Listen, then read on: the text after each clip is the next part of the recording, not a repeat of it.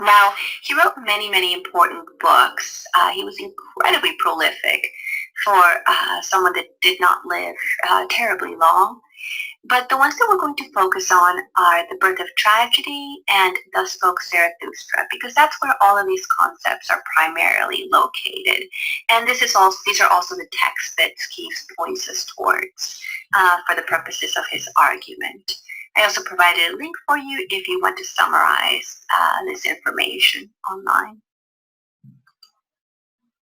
Okay, so question of personal identity. We're going to talk about personal identity as it relates to existentialism. Okay, whenever we talk about the question of personal identity in terms of existentialism, we're going to be talking about a philosophical problem, right? So for existentialists, the question of personal identity simply refers to a crisis in meaning for the individual, or a perceived crisis in meaning, right? The existentialist is going to perceive a crisis in meaning for the individual that has come about as a result of nihilism, where nihilism means the absence of any moral guiding values or absolute moral standards by which one can form one's values, convictions, beliefs, moral codes, attitudes, or choices, right? All of those things. We talked about this last week. And also the herd-like conformity in mass culture. In other words, starting in the 19th century, with not just with the lack of either an overarching moral code or values or transcendent meaning to give our lives or identities meaning, what happened in the 20th century too is, and late 19th century as well, is that the advent of mass culture, the rise of the population, and by millions are healing the globe. Remember, in the 1880s, I should back up here actually, because I am assuming that we know that the 1880s experienced a profound shift in Western Europe in terms of population. The 1880s had some incredible technological revolutions. We discovered, for instance, the role of bacteria in causing disease, and thereafter we had access to penicillin, things like that. The incandescent light bulb allowed for factories and to transcend the traditional limitations of the workday, the natural light that sets the workday. So we could have the Industrial Revolution. We could have factories built where you could work beyond sun up and sundown. You could have lots of different, the steam engine in the 1880s. So transportation, you weren't limited to a locale in the world. So starting in the late 19th century and late 1800s, Western Europe saw a huge population boom. So that before you had just culture to deal with, but now you had mass culture. That's what we mean by mass culture. It's not just a village or a provincial or a regionalism type of existence where you grew up in a village and you know everybody. It's the advent of the mass sort of centers of culture that Paris and Hamburg and the modern day New York City type of existence that was made possible because of some key sort of technological advancements, and not just in biology but in industry and with the Industrial Revolution and as such. But what started to happen is that when you have mass culture, you're going to have mass institutions. And so who we are in light of so many people is going to be a real crisis in meaning. So once again, we're back to the same problem, that if you're born in 1107 in a small village in France, you don't have a crisis of personal identity or in terms of a crisis of meaning. Why not? Because more likely than not, you know exactly what you're going to do. You're either born to be in line for the throne, to be a prince, born to be a cobbler, born to be an attendant lord, born to be right? So there's what is to become of you, who you're supposed to be, the values you're supposed to hold are already kind of there. The meaning of your life is already sort of given to you in advance. You know what it means to be the kind of person that you are because that's given over to you to a large extent. And that's not so today. Just to take a simple example, your biggest task when you come into college is to do what? To declare a major. If a major was declared for you, what kind of uprising do you think we would have, right? And this causes us great anxiety because we have to assign ourselves an identity. We have to say or declare the kind of somebody we are going to be. And this causes a type of conflict, or there's always a great t-shirt saying, I have no idea who I am. And here we have a great existentialist sort of poster, right? The meaning of life is to give life meaning. When you don't know what that entails or what it is that is supposed to be, one of the ways, according to Nietzsche and existentialists, one of the ways in which we assign meaning to our lives is through a type of manufactured identity. In other words, by fleeing into the comforts of pre-produced, mass-produced, ready-made identities that are popularized in culture and sort of glorified or deified or valued more than others. What does this mean? So this is like being little and saying to your parents, I want to be a doctor, I want to be a lawyer, I want to be, this sort of the general identities, and then seeing the approval and the gazes of, the approbation, or that you can do anything you want to do. But if you were to be little and say, I want to be a philosophical miscreant. I want to be a vagabond. I want to be a sort of just a creative artist without a whence or whether or why. Then you're likely not. I'm not saying that you will or you wouldn't have in your family, but likely than not, these are not identities that are sort of ready-made or already have a certain job description attached to them, a generalized job description, a generalized income bracket, a generalized dress code attached to it, right? One of the ways to visualize identity in the modern age is if you can put an outfit on it, right? When you're little, you have those career books, like, look at the ballerina go to work. You can put an outfit on her. Look at the mailmen go to work, right, with their little satchel. Or look at the businessman in the gray flannel suit. Look at the fireman. Look at the teacher with her sort of accessories. You can accessorize the identity. We already visualize those identities as an identity, to be somebody. And so we have here an illustration. This is from the movie. This is where the narrator, I believe, lives, Pearson Towers. And if you actually look real closely, the underneath it, it just says a place to be somebody. This kind of like IKEA-like world where live here and you can have an identity. Because the riskiest thing in the modern age, in light of nihilism, what causes us great anxiety, this is a Sartre concept, is to have no identity, right? This is why if you start undeclared, if you're undeclared in terms of your major by the third year, you're going to tend to get really serious looks from students and probably other peers, and your advisors will look down disapprovingly as well. So now the second thing to note about the question of personal identity in the modern age is that it differentiates between the Cartesian question of one's existence and value-laden, meaningful human existence. Okay. Now, let me explain it this way.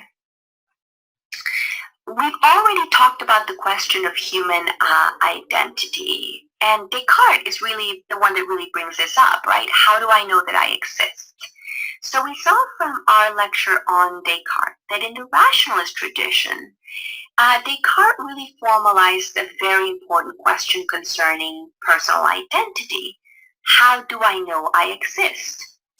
So the question is already out there. The concern with personal identity has already been articulated in Western history. How do I know I exist? And of course, remember, the rationalist answer is yes, indeed, right? We exist. I exist but only as an immaterial mind, or as Descartes calls it, a thinking thing, right?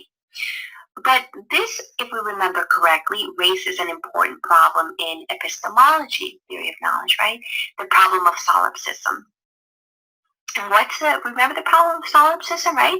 That if you commit yourself to the sort of rationally deduced view that you exist as a mind, then you can only be sure, absolutely sure, that you exist.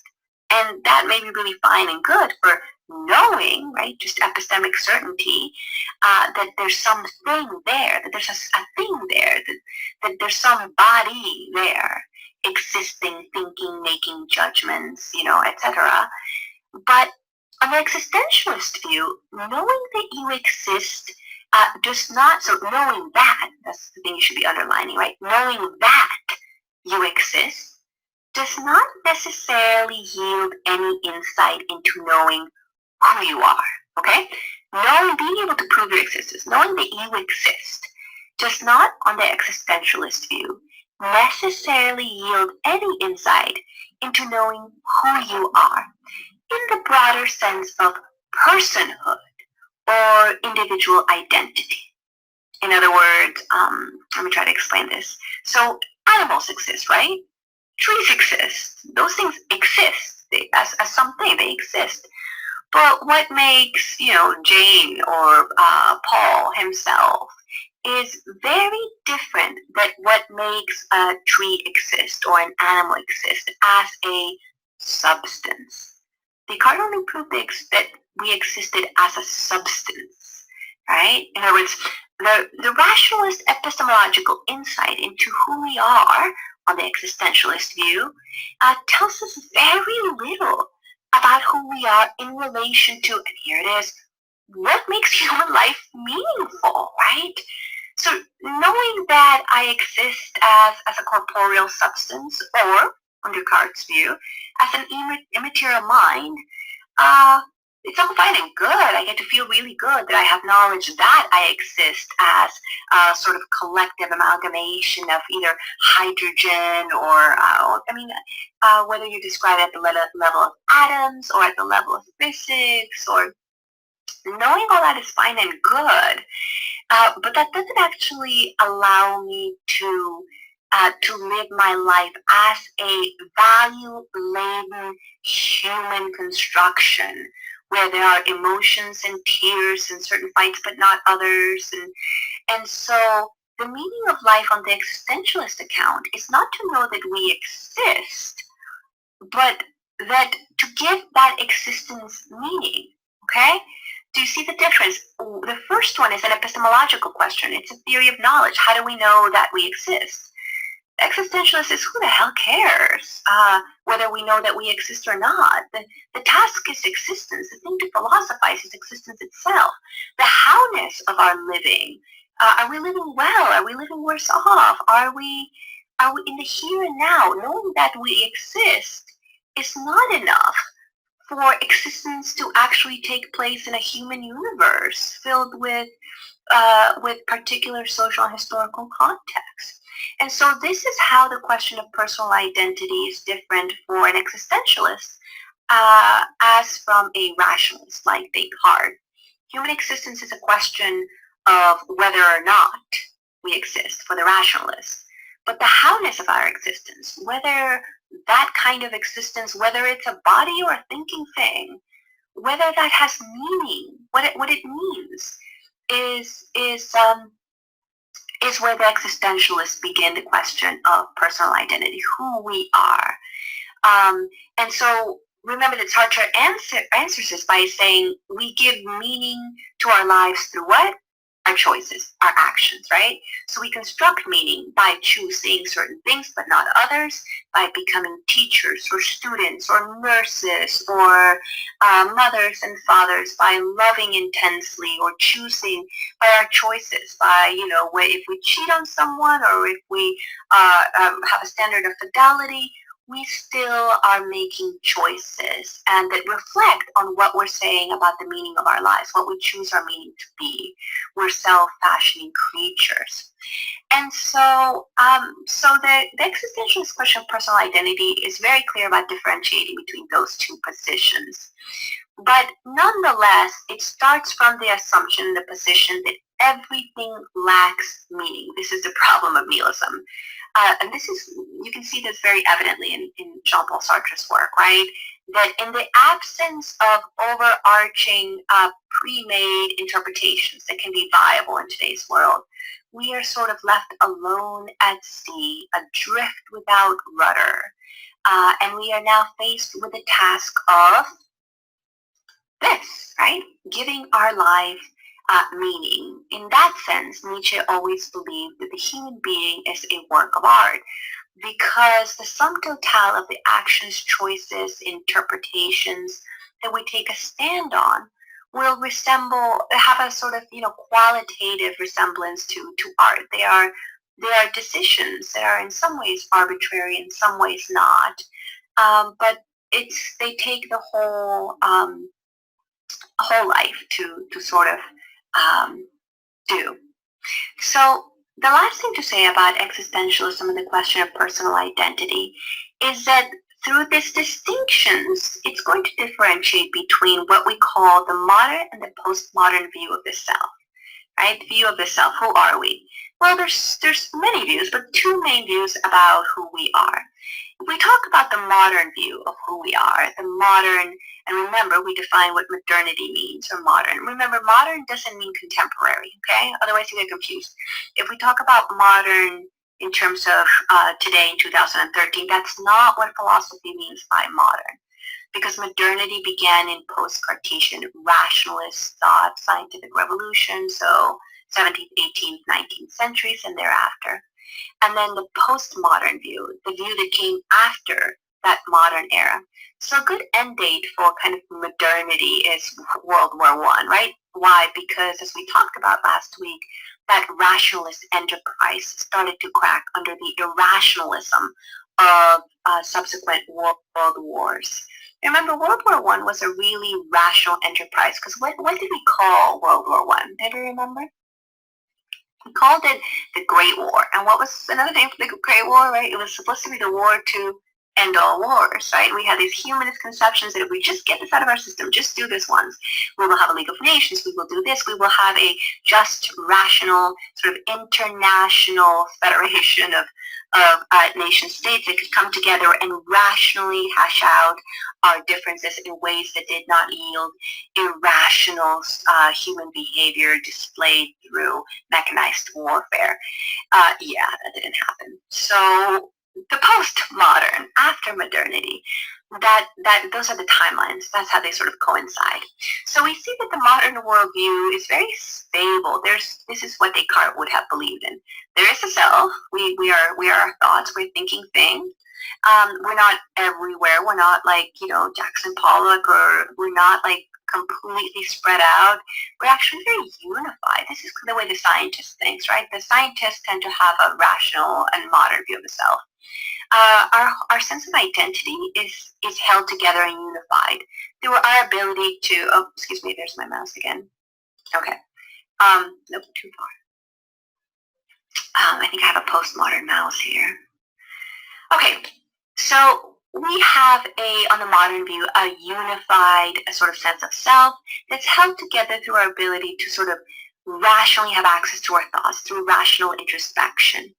And that self tends to be formed in very specific and concrete ways that are determined in advance by, or influenced, maybe not determined totally, but influenced by social and historical structures.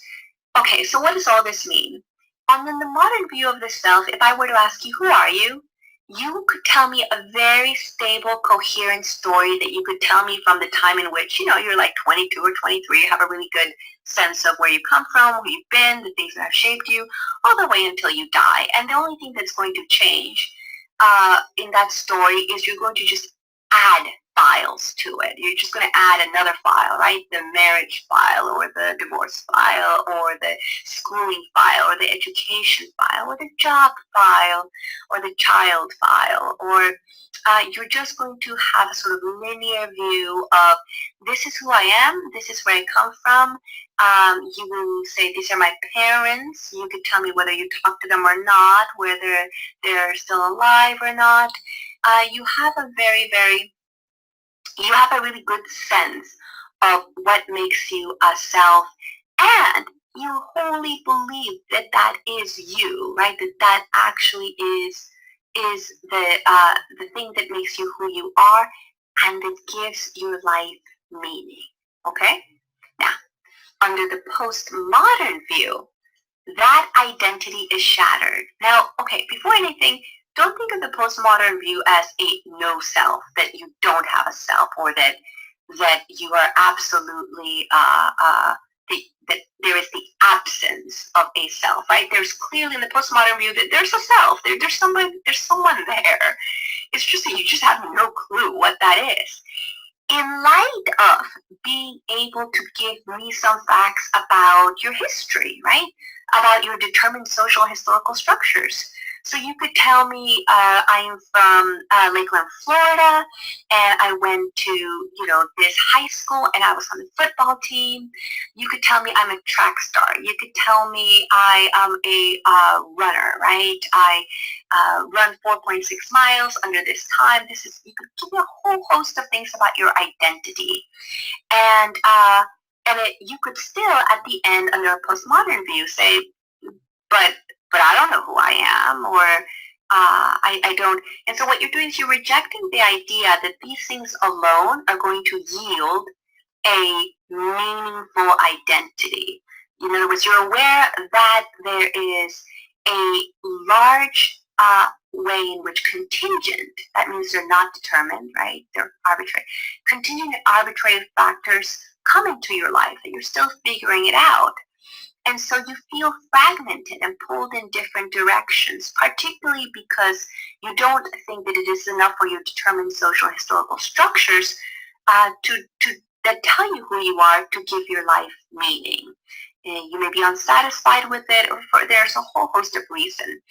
But you have a sense in which you are a self-fashioning creature that is in this sort of struggle to figure out the major that seems to fit, the mask that seems to be the best fit. Maybe you've tried a couple majors. Maybe you were a psychology major and then realized you have to, do empirical or quantitative analysis, and then realized that what you really liked was maybe sociology, or it's a whole host of things that could happen that allow you to feel that there's a whole sort of intricately woven forces that make you feel like you are not yet a self, and that you feel torn. You don't know who you are, that you're in the suspended state of being in college, and that there's a strange feeling that your life is still waiting to begin, or that after college.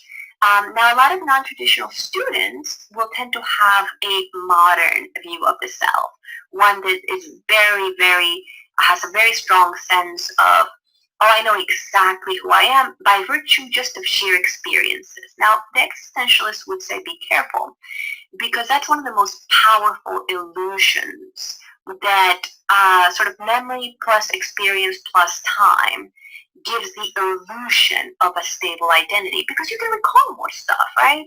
You can recall, very few of us can recall an experience at 22 of when we were 5 years old or 3 years old. But when you're 50, you can recall the experience of when you were 23 or 24. It's not always at the forefront of your memory, but you've got a lot of stories to tell us, so you have more of a sense that you've got more stuff to work with. By contrast, some non-traditional students can still say, what I've learned, particularly if they've had experiences of trauma or loss, they can say that time plus memory, right? Any the rational introspection of those experiences, they don't come into the classroom and say, well, I have more of a sense of who I am in a more definitive sense. Sure, I have more experiences, but that still doesn't tell me that I know who I am. Now, there's more social pressure. Certainly, those individuals tend to be unjustly sort of looked down upon if you were to say, I don't know who I am, because we tend to have a sense that one ought to have a stable identity and that it is irrational to have a sense of unstable identity. But once again, experiences of trauma, loss, the loss of a child, the loss of a friend, the loss of a colleague, the loss of a parent, or just general traumas in health, personal health, bereavement, all of those things can begin a whole sort of intricate host of or spiraling sort of set of questions that yield the insight that we fundamentally have a unstable or fragmented identity, and that there is no for sure thing. There is no true identity, that it's all just a matter of which mask we choose. And what trauma does is, in the postmodern view, once again, not in my view, but in the postmodern view, one of the things that trauma does is that it calls to attention the fact that there is this disparity, right? That there is this disparity between the self and the different masks that we use, rather than being a self without a mask. And that the things that we take up, our children, our friends, our neighbors, our work. If we get fired, some people will just absolutely, if they lose their job, their whole identity. Think of the suicide rate that went up after 2008 in the wake of the incredible, particularly with the notion of masculinity as being tied to being able to provide or being a breadwinner, just incredible rise. The suicide rates went up after so many lost their jobs, particularly male head of households. Not to say that women didn't lose their jobs, but this is one of the issues that if one does not recognize that there is a mask, a real crisis can come up, because you think it's your actual self that has become this under attack or under erasure. And under such conditions, one can suffer real catastrophic psychic loss. So that's the difference between the modern view and the postmodern view of the self. So now let's turn to Nietzsche's critique. Let me pause here a second, drink some water.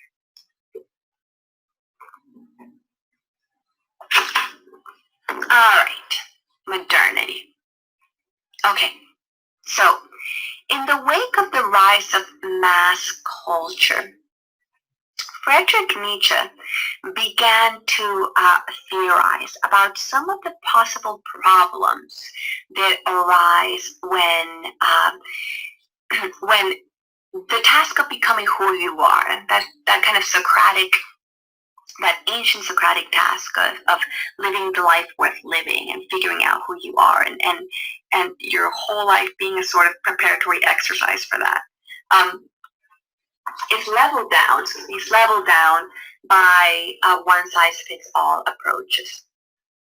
So once again, the first premise, according to Nietzsche, of the modern age, of mass culture with mass institutions, like first it was journalism, right, where it's one news for everyone to read, or one type of cuisine, or one type of that the modern age as mass culture has brought about mass leveling of human identity. And one of the unfortunate side effects, so to speak, of the modern age is that it produces what he called a herd-like mentality. Herd in terms of like a shepherd herding their sheep, that there's lots of different sheep, and that one walks in lockstep, unknowingly or not, whether you're conscious of this or not. That you have a herd-like mentality that becomes pre-reflective. And pre-reflective here just means prior to reflection. So this herd-like mentality is one where we sort of eat at the same restaurants, where If it's a Friday night, we're going to be at Gulf Coast Town Center or at a bar during happy hour, and then we can think that we have a sense of individual identity because some will be at Bar Louie, some will be at wherever it is that the ale house, whatever. I don't even know all these places, but that one will be at their sort of watering hole of preference, of individual preference. But at the end of the day, we're eating at the great Carrabba's or the chain houses of the Outbacks, or that we're making individual choices, and even our choice to sort of eat at independent restaurants. There's some really good ones around here in Fort Myers. That even in our choices to depart and to go to an independent, many times we choose to go to an independent restaurant because it's an independent restaurant. And so Nietzsche here says that our choices are still being formed in relation to mass mentality and mass culture, because the notion of an independent restaurant only makes sense in the context of the chain restaurant right next door, right? And so some will actually argue that the food actually qualitatively will taste different if you know it's an independent restaurant, and you will prefer it because you know there's like an Outback next door. And no offense to Outback here or any of these restaurants, just the examples I can think of. So this herd-like mentality once again produces a leveling quality that levels everyone down to sameness. And what's wrong with that on the existentialist view? Well, if you have to take a stand on existence, you have to take a stand on your existence. Because at the end of the day, and this is the glue that holds it all together, no one can die your death for you. You are going to die. You alone, in the sense that know what you can have people around you. You may have ideas around you. You may have conceptions. You may even have other immortality schemes and notions of divinity or thoughts about a divine presence around you or shepherding you or ushering you. But on the existentialist view, you must still live your own death. You can construct that experience of living your own death or experiencing your own death in many different ways, including religious ways. That's why there's religious existentialists. But you're still going to die your own death, and no one but no one. That is sort of the intractable essence of human existence. If an existentialist ever spoke about an essence, it would be that we are beings towards death. That is a sort of commonality. And